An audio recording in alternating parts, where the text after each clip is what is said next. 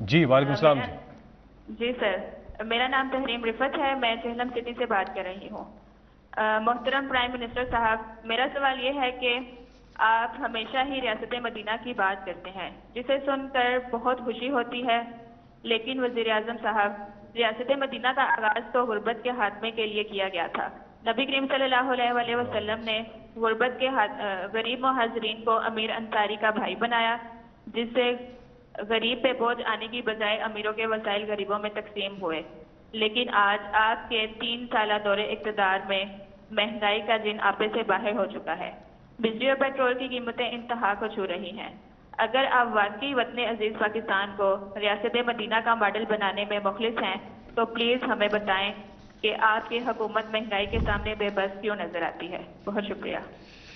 اچھا جی، اب میں اینڈ پہ آ رہا ہوں، تو اس لیے میں ضروری ہے کہ آپ ساروں کو اپنی جو ویژن ہے پاکستان کی وہ میں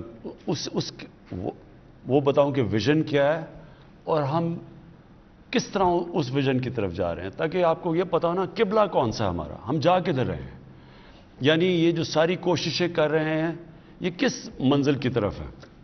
دیکھیں، جب آپ نماز پڑھتے ہیں نا 5 وقت پہ، جب آپ اللہ سے صرف ایک ہی چیز نماز پڑھ کے مانگتے ہیں کہ اللہ ہمیں ان کے راستے پہ لگا جن کو تو نے نعمتیں بخشی، صرف ایک چیز مانگتے ہیں، یہ یاد رکھیں کہ وہ راستہ ہے، ہم منزل نہیں مانگ رہے، ہم اس راستے پہ چلتے ہیں، کیونکہ وہ راستہ، وہ منزل تو وہ اس پہ جو پہنچے ہیں وہ نبی صلی اللہ علیہ وسلم پہنچے ہیں، وہ تو ہم پہنچ نہیں سکتے، لیکن ہم اگر ان کے راستے پہ بھی چلے گئے تو یہ ملک بالکل ایک عظیم ملک بن جائے گا۔ یہ بنا تھا اسلامی فلاحی ریاست، یہ اس کا مقصد تھا پاکستان کا بننے کا۔ اب میں آپ کو بتاؤں کہ وہ راستے کے اندر کون سے اصول ہیں جن کے اوپر وہ مدینہ کی ریاست کھڑی ہوئی تھی، اور ان اصولوں کو ہم کتنا اپنا چکے ہیں۔ سب سے بڑا اصول یہ تھا کہ فلاحی ریاست بنی تھی غربت کم کرنے کے لیے، نچلے طبقے کو اوپر اٹھانے کے لیے بنی تھی، پہلی دفعہ دنیا کی تاریخ میں پہلے یہ بتاؤں گا، تو پہلا یہ آبجیکٹو تھا۔ دوسرا، قانون کی بالادستی۔ 2 خلیفہ وقت، پہلے 4 میں سے 2 خلیفہ وقت عدالت میں گئے، جبکہ ان کا کیا کردار تھا، ان کا کیا سٹیٹس تھا، خلیفہ تھے، اس کے باوجود وہ عدالت میں جا کے کھڑے ہوئے صرف ایک چیز بتانے کے لیے کہ قانون کی حکمرانی ہے، طاقت کی حکمرانی نہیں ہے۔ تو دوسری چیز یہ کہ کتنی ہماری جد و جہد ادھر کدھر ہے، اس راستے پہ ہم نکلے ہیں یا نہیں نکلے۔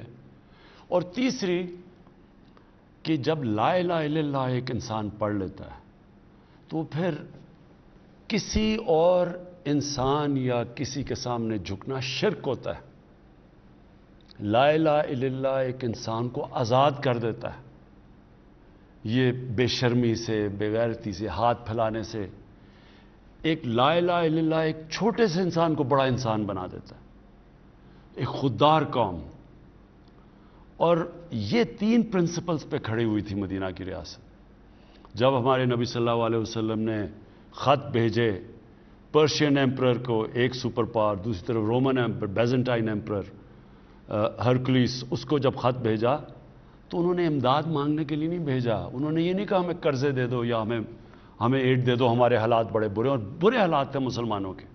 جو ابھی آپ نے سوال پوچھا، آپ نے ایک چیز 3 سال کی ابھی بات کی نا، آپ اگر تاریخ اٹھا کے پہلے 5 سال دیکھ لیں مدینہ کی ریاست کے، تو برے حالات تھے مسلمانوں کے۔ وہ دنیا کے عظیم ترین لیڈر بھی تھے، لیکن ایک دم حالات ٹھیک نہیں ہوئے، وہ اس راستے پہ لگے جس کی وجہ سے حالات ٹھیک ہوئے۔ وہ راستہ جو انہوں نے دکھایا، جو اصولوں پہ کھڑی کی، ان اصولوں نے ایک جن کی کوئی حیثیت ہی نہیں تھی عربوں کی، ان کو دنیا کی امامت کروا دی۔ تو پہلے تو آپ کو سمجھنا ہے کہ کیا ہم ان اصولوں پہ چلنے کی کوشش کر رہے ہیں یا نہیں کر رہے ہیں۔ کیا اس ملک کے اندر ہم اپنے کمزور طبقے کے لیے وہ قدم اٹھا رہے ہیں؟ کبھی پاکستان میں کسی نے سوچا تھا کہ ہیلتھ کارڈ جن صوبوں میں ہماری حکومت ہے، پختونخوا، پنجاب، آزاد کشمیر میں اب، اور گلگت بلتستان، ان سارے صوبوں میں جدھر ہماری حکومت ہے وہاں پوری طرح ہم ہر شہری کو ہیلتھ کارڈ دے رہے ہیں, ہیلتھ انشورنس. یہ اتنی بڑی چینج ہے کہ کوئی سوچ, یہ ہمارے سے امیر ترین ملکوں کے اندر بھی یہ سہولت نہیں ہے. یعنی ایک خاندان کے پاس ہیلتھ انشورنس 10 لاکھ روپے تک اس خاندان میں اپنا علاج کروا سکتے ہیں. یہ ایک انقلاب ہے. یہ ابھی تک لوگوں کو پوری طرح پتہ نہیں چلا کہ یہ کتنا بڑا ہم نے قدم اٹھایا ہے. تو یہ اسی طرف جا رہے ہیں فلاحی ریاست پہ. پھر پناہ گاہ, ہم نے جو پناہ گاہ بنا رہے ہیں یہ غریب مزدوروں کے لیے, جو بیچارہ سارا دن محنت کرتا ہے, وہ ہم چاہتے ہیں کہ وہ اس کو کھانا پینا بھی وہاں ملے, سوئے بھی وہاں, نہائے دھوئے بھی وہاں, مزدوری کرے, اور جو مزدوری سے پیسہ اٹھائے اپنی بیوی بچوں کو بھیج سکے. یہ پناہ گاہ میں ابھی ہم اضافہ کر رہے ہیں. میں ابھی آپ کو بتا دوں کہ ہم نے ابھی تک کتنی پناہ گاہ بنا چکے ہیں آپ کے پاس. ہم اب تک 22 پناہ گاہ بنا چکے ہیں شہروں کے اندر, اور 11 اور بننے والی ہیں, اور انشاءاللہ یہ ہم پھر پھیلاتے جائیں گے جدھر جدھر مزدور کام کرتے ہیں ان کے لیے رہنے کے لیے. یہ میں سمجھتا ہوں کہ اگر ہمیں جانے تک, اگر ہم ابھی 33 ہماری بنیں گی, اگر ہم یہ سارے شہروں کے اندر جدھر مزدور کام کرتے ہیں وہاں اگر ہم پناہ گاہ بنا گئے, میں اس کو اپنی بہت بڑی اچیومنٹ سمجھوں گا. کیونکہ امیر ملکوں کے اندر بھی ایسا نہیں ہے, وہاں بھی اب امریکہ کے اندر بھی سڑکوں پہ رات کئی جگہ ان کے پاس چھت نہیں ہوتی, سوتے ہیں, جو سب سے دنیا کا امیر ملک ہے. میں یہ چاہتا ہوں کہ پاکستان میں کبھی نہ ہو کہ ہمارے لوگ, ہمارا مزدور بیچارہ سڑکوں پہ سوئے. تو اس کے لیے پناہ گاہ بنا رہے ہیں. پھر ہم ایک بھوکا نہ سوئے. ہم نے بسز شروع کی ہیں, اور ان کا ابھی تک ہمارے 12 بسز ہیں, یہ پھرتی ہیں. یہ 4 شہروں کے اندر ابھی ہم لے کے آئے ہیں. یہ ٹرک ہیں, کیونکہ ایکسپیریمنٹ ابھی کر رہے ہیں کہ پہلے ہم نے تھوڑے سے پناہ گاہ بنائے, ان کو پھر ہم نے بہتر کیا, ان کی سٹینڈرڈ, ان کے SOPs بنائے, اب ہم ان کو پھیلائیں گے. اسی طرح ہم نے پہلے ایکسپیریمنٹ کیا, ہماری بس جاتی ہے غریب علاقوں میں, لوگوں کو کھانا دیتی ہے. اب ہم یہ بسز بڑھاتے جائیں گے. ابھی ہمارے پاس 12 بسز ہیں.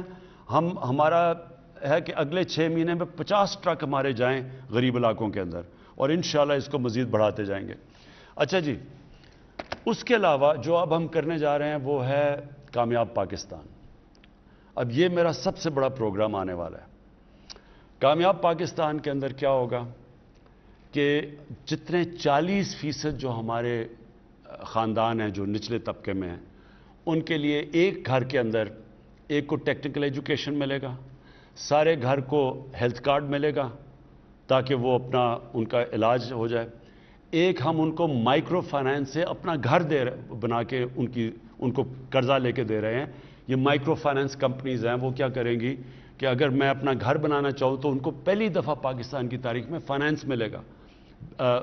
مائکرو فائنانس سے قرضے دلوائیں گے تاکہ وہ جو قسطیں دیتے ہیں اپنے کسی کرائے کے گھر میں رہنے کے لیے, وہی قسطیں دے کے ان کو اپنا گھر ہو جائے. یہ پاکستان کے اندر پہلی دفعہ چیز ہوگی, اور ساتھ پھر ہیلتھ کارڈ ملے گا. یعنی 4 چیزیں دے رہے ہیں, قرضہ, اور قرضے ملیں گے سود کے بغیر. تو شہروں کے اندر قرضے دیں گے تاکہ وہ اپنی کوئی چھوٹی سی بزنس کر لے, دیہات کے اندر قرضے دیں گے تاکہ کسان اپنی مدد کر سکے سود کے بغیر. یہ ہمارا انشاءاللہ اسی مہینے لانچ ہونے لگا ہے ہمارا کامیاب پاکستان, اور انشاءاللہ یہ ایک بہت بڑا ہے. پھر قانون کی بالادستی. تو پہلے تو فلاحی ریاست کی طرف ہم انشاءاللہ ہمارا پورا زور ہے کہ ہم, اور پھر میں نے آپ کو پہلے بتا دیا کہ احساس کا پروگرام ہمارا شروع ہو رہا ہے دسمبر میں. 40% غریب خاندانوں کو جو چیزیں کھانے پینے کی چیزیں ہیں ان کے اوپر ڈائریکٹ سبسڈی دیں گے. ہمارے پاس پورا ڈیٹا ہو گیا. دوسری چیز قانون کی بالادستی.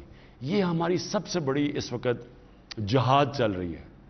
جہاد یہ ہے کہ پاکستان میں طاقتور ایک قانون اور غریب کے لیے دوسرا قانون. یہ جو قانون طاقت کی بالادستی ہے, اس کو قانون کی بالادستی میں لے کے آنا چاہتے ہیں. یہ سب سے مشکل کام ہے. اس میں مجھے آپ سب کی ضرورت ہے, کیونکہ یہ وہی قبضے گروپ ہیں جو کہ طاقتور ہیں, غریبوں کی زمینوں پہ قبضہ کرتے ہیں. یہ وہ سیاستدان ہیں, چوری کر کے پیسہ باہر لے گئے ہیں, اور ان کو ہاتھ ڈالو تو کہتے ہیں کہ جی آپ کی گورنمنٹ کرا دیں گے. ان کے اوپر ہم نے پورا ہاتھ ڈالنا ہے, اور ایک لوگوں کو آزاد کرنا ہے, لوگوں کو قانون دے کے, انصاف دے کے آزاد کرنا ہے. یہ دوسرا ہے. اور تیسرا خودداری.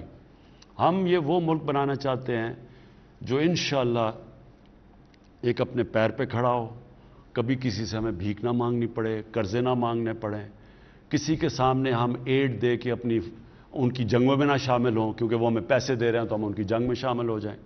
ایک خوددار، ایک آزاد ملک، اور یہ بھی ایک جب قوم ایک فیصلہ کر لیتی ہے کہ ہم نے دنیا میں اپنی ہر پاسپورٹ کی عزت کروانی ہے، تو عزت تب ہوتی ہے جب ایک قوم اپنی خود عزت کرتی ہے۔ جب ایک قوم خود عزت کرتی ہے وہ خوددار قوم بن جاتی ہے، اس کی دنیا ریسپیکٹ کرتی ہے۔ تو یہ میرے 3 ایم ہیں، اور انشاءاللہ میری کوشش یہ ہے کہ 5 سال کے بعد، اب یہ جو ہمارا ٹرم ختم ہوگی، لوگ دیکھیں گے 5 سال پہلے کیا تھا پاکستان کے حالات اور 5 سال کے بعد کیا ہے۔